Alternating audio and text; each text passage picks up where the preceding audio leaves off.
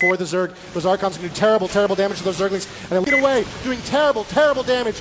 He got it out just in time, moving it away, doing terrible, terrible damage to this Zerg. They never even get to shoot back, and it can do terrible, terrible damage to an army. Terrible, terrible damage against base defenses. Not so great against something like a... damage each. Yeah, they're terrible, terrible damage against base defenses. Not cons again. This is another terrible, terrible problem for us to those lurkers. They do terrible, terrible damage. Confident right now. He just did a terrible amount of damage. It's looking like he's moving and going to try to use those banelings to deal some terrible damage on... Oh, terrible, terrible damage on both sides. Oh! Tons and tons of damage against those Hydras.